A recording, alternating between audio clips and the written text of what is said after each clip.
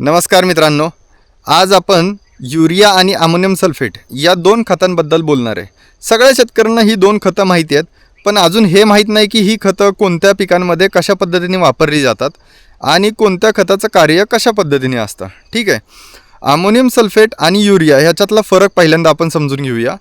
Urea म्हणजे काय आहे? प्युअर नायट्रोजन आहे. ठीक आहे, हे खत कशासाठी वापरलं जातं की पिकाची जलद वाढ व्हावी याच्यासाठी वापरलं जातं. मुख्यतः करून आपण जास्त प्रमाणात जर युरिया वापरला तर त्याचे दुष्परिणाम देखील आहेत.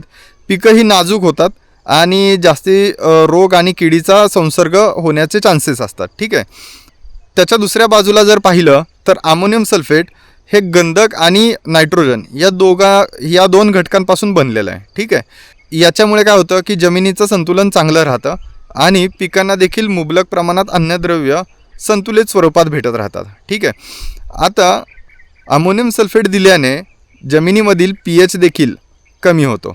आता ज्या जमिनीमध्ये जास्त क्षार आहेत अशा जमिनींसाठी तर अमोनियम सल्फेट खूप चांगल्या पद्धतीने काम करतो. अमोनियम सल्फेट मुख्यतः करून काय करतं तर झाडांची वाढ करण्यासाठी तर मदत करतोच, पण शाखीय वाढ देखील करण्याचं काम अमोनियम सल्फेट करतं. सोबतच झाडाला मजबूत करण्याचं काम देखील अमोनियम सल्फेट करतं. आता आपण बघूया की या दोन खतांचा वापर आपण कोणत्या कोणत्या पिकामध्ये करू शकतो. फुल शेतीमध्ये मुख्यतः करून अमोनियम सल्फेट हे अतिशय महत्त्वाचं खत मानलं जातं.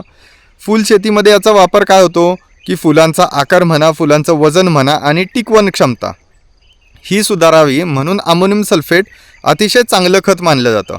दुसरं, तेलबियांच्या पिकांमध्ये अमोनियम सल्फेट हे देखील अतिशय उत्तम काम करतं. जसं की सूर्यफूल आहे, त्याच्यानंतर शेंगदाणा आणि सोयाबीन या पिकामध्ये देखील अमोनियम सल्फेट अतिशय महत्त्वाचा रोल प्ले करतो, कारण तेलबियांच्या पिकामध्ये गंधकाचं आवश्यकता जास्त असते. तर मग ही गंधकाची आवश्यकता देखील अमोनियम सल्फेटमधून पूर्ण होत असते. आता ज्वारी, गहू किंवा मका या पिकांबद्दल जर बोलायचं जर झालं तर याच्यामध्ये दोन्ही खतांचा वापर केला जातो, परंतु सुरुवातीला युरिया तुम्ही देऊ शकता आणि नंतरच्या काळामध्ये अमोनियम सल्फेट अतिशय चांगल्या पद्धतीने काम करेल.